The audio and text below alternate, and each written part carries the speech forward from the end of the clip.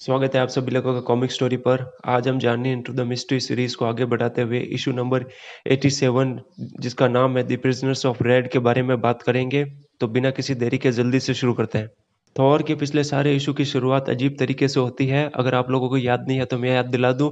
Issue number 83 जिसमें Thor का origin है उसकी शुरुआत नॉर्वे के बीच से होती है। इशू नंबर 84 में द एग्जीक्यूशनर दो देशों के बीच में वॉर करके होती है। इशू नंबर 85 में लोकी का फर्स्ट अपीयरेंस होता है, उसकी शुरुआत एसगार्ड को दिखाकर होती है। इशू नंबर 86 की शुरुआत 300 ईयर फ्यूचर में होती है जिसमें जार्को आता है।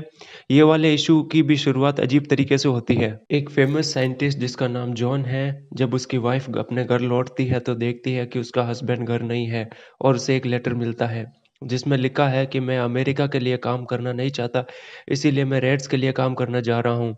नेक्स्ट फ्रेम में न्यूज़ रिपोर्टर बताता है जॉन ब्लेंडिंग पांचवा ऐसा साइंटिस्ट है जिसने अचानक अपना माइंड चेंज करके रेड्स के लिए काम करने चला गया। उसी टाइम डोनाल्ड ब्लेक टीवी पर न्यूज़ देख रहा होता है और उसे भी साइंटिस्ट के गायब होने की न्यूज़ मिलती है। डोनाल्ड ब्लेक वॉशिंगटन में कर्नल हैरिसन से मिलने का डिसाइड करता है और रातों रात अपना सामान पैक करता है। जेन डोनाल्ड ब्लेक को एलर्जी और विटामिन्स की दवाइयाँ देती है और कहती है ठंडी हवाओं से दूर रहना, आपको पता है ना आपको जल्दी सर्दी लग जाती है। डोनाल्ड ब्लेक जेन से कहता है तुम मुझे भूलने दोगी तो भूलूंगा, नोट जो लोग भूल गए उन्हें बता दो डोनाल्ड ब्लेक लंगड़ा इंसान है। जेन कहती है तुम इतने कमजोर हो, किसी को तो तुम्हारा ख्याल रखना पड़ेगा। आई होप मैं तुम्हारी इतनी फिक्र करती हूँ इससे तुम्हें कोई प्रॉब्लम नहीं है। डोनाल्ड ब्लेक कहता है मुझे तुम्हारी किसी भी बात से कोई प्रॉब्लम नहीं है।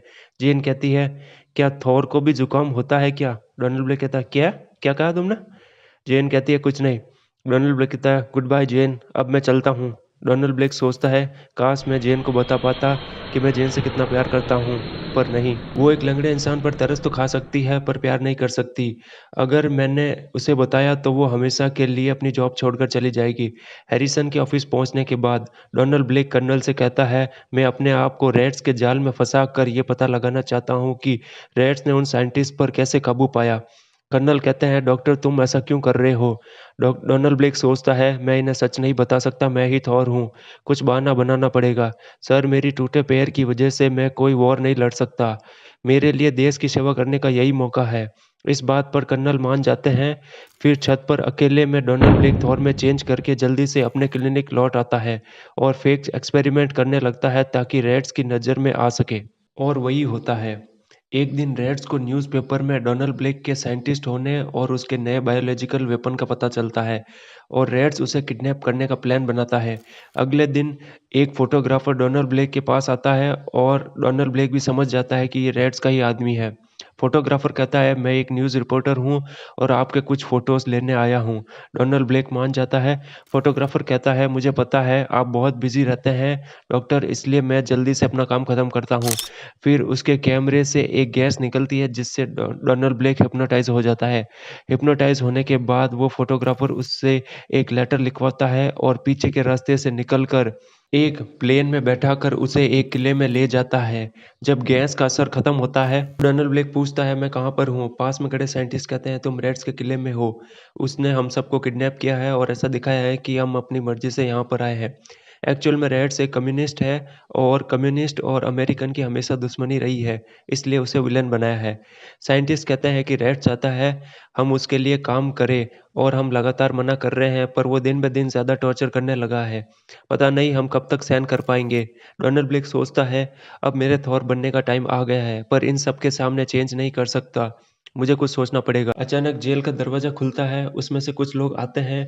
वो डोनाल्ड ब्लेक को दूसरी जेल में ले जाने के लिए आए हैं। वो लोग कहते हैं कि सभी को एक साथ रखने से यूनिटी बढ़ती है, अकेले तुम जल्दी हार मान कर हमारे लिए काम करोगे। जैसे ही डोनाल्ड ब्लेक अकेला होता है तो वो थॉर में चेंज करके बहुत तेजी से गोल घूम कर शॉक वेव से जेल की दीवार तोड़ देता है और बाहर निकल जाता है। वही लोग जिन्होंने डोनाल्ड ब्लेक को दूसरी जेल में डाला था थॉर के सामने आ जाते हैं। तो उनमें से एक मूर्ख इंसान को लगता है कि थॉर उनमें से एक है क्योंकि थॉर के पास भी हैमर है और कम्युनिस्ट के साइन में भी हैमर होता है। जेलर कहता है बेवकूफ, ये हमारा दुश्मन है, पकड़ो इसे। पर इससे पहले कि वो लोग गोली चला पाते थॉर अपने हथौड़े पे अपने हाथों को रगड़ता है जिससे तेज चमकदार लाइट निकलती है जिससे उन लोगों को कुछ दिखाई नहीं देता। उन लोगों को वहीं छोड़कर थॉर टनल में आगे भाग जाता है। अनजाने में थॉर एक लेज़र से टच हो जाता है जिससे एक ट्रैप डोर खुलता है और थॉर उसमें गिर जाता है। नीचे पानी में खतरनाक शार्क होती है। थॉर कहता है, इतनी सारी शार्क से मैं अकेला नहीं लड़ सकता। यहाँ से निकलने का एक ही तरीका है। और फिर तेजी से गोल घूमकर एक भंवर यानी व्हर्लपूल बनाता है। वो शार्क उस भंवर में घूमने लगती है। उसी टाइम थॉर पानी से बाहर निकल जाता है। फिर रेड्स और उस फोटोग्राफर को ढूंढने लगता है।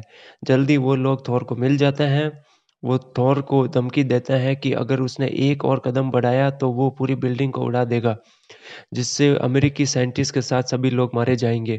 तुम्हारे पास दो ही रास्ते हैं, या तो तुम सरेंडर कर दो या फिर सब लोग मारे जाएंगे। थॉर उन लोगों की बात मानने को मजबूर हो जाता है। इस तरह पहली बार थॉर को कोई कैद कर लेता है। वो जेलर कहता है, ये स्पेशल चेन है जिसे तुम भी नहीं तोड़ सकते। अब मैं रेड्स को बुलाकर उसे दिखाता हूँ कि मैंने किसको पकड़ा है। पीछे उसके चमचे हैमर को उठाने की कोशिश कर रहे होते हैं। तुमसे ना हो पाएगा। जेलर कहता है, छोड़ो उसे, हमें अभी निकलना है। थॉर सोचता है, बिना हैमर के मैं 60 सेकंड बाद डोनाल्ड ब्लेक में चेंज हो जाऊंगा। 60 सेकंड के बाद जो चेन थॉर के लिए फिट आ रही थी डोनाल्ड ब्लेक के लिए लूज हो जाती है। चेन से बाहर निकलकर डॉक्टर मैजिक हैमर को उठाकर वापस थॉर बन जाता है। कुछ मिनट बाद थॉर उस जेल को ढूंढ लेता है जहां पर वो साइंटिस्ट कैद होते हैं। थॉर कहता है, मैं तुम लोगों को यहाँ से रेड्स के पता चलने से पहले सेफली बाहर निकालना चाहता हूँ। थॉर सभी जेल के दरवाजे तोड़कर कहता है, मेरे पीछे आओ।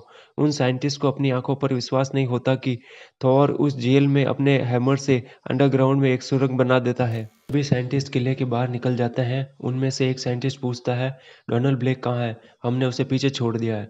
थॉर कहता है, तुम लोग छिपके रहो, मैं उसे लेकर आता हूँ। थॉर सोचता है, मैं उन साइंटिस्ट को नहीं बता सकता कि थॉर और डोनाल्ड ब्लेक एक ही है। रेड पूछता है, तुम लोग श्योर हो तुमने थॉर को ही पकड़ा है? जेलर कहता है, जी जनाब, आप खुद ही देख लेना वो कैसे गाय की तरह बंधा है। थॉर उनके सामने आकर कहता है, सरप्राइज। रेड्स कहता है, अरे नालायको, रोको उसे, इससे पहले वो अपना मैजिक हैमर यूज करे। रेड्स कहता है, स्विच को दबाकर पूरी बिल्डिंग को उड़ा दो। थॉर को मारने के लिए हमको भी मरना होगा। थॉर उनसे पहले 2 बार जमीन पर सील लगाता है, जिससे तेज तूफानी बारिश शुरू हो जाती है। फिर उस कुल्ले पर बिजली गिरने से वो पूरा टूट जाता है। रेड्स जेलर पर चिल्लाता है, अच्छा तो तुमने थॉर को गाय की तरह बांध रखा है, तुम सबको इस गलती की सजा मिलेगी।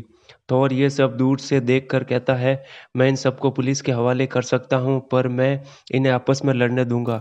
बाद में कुछ रशियन लोग उन साइंटिस्ट और डोनाल्ड ब्लेक को छुपके से रात में शिप पर चढ़ाकर रसिया से निकलने में हेल्प करते हैं। जहाज जल्द ही अमेरिका के लिए रवाना हो जाता है। साइंटिस्ट आपस में बात कर रहे होते हैं, अगर थॉर नहीं होता तो हमें रेड्स के लिए काम करना पड़ता। आखिर डोनाल्ड ब्लेक अपने घर पहुंच जाता है। जेन कहती है, तो थॉर ने तुम लोगों को वहां से छुड़ाया, वो कितना हैंडसम है ना? डोनाल्ड ब्लेक कहता है, मुझे ऐसा नहीं लगता जेन। जेन सोचती है, मुझे पता है मुझे थॉर कभी नहीं मिल सकता, पर मैं भी कभी हार नहीं मानूंगी। यहाँ पर ये इशू खत्म हो जाता है। मिलते हैं नेक्स्ट इशू में।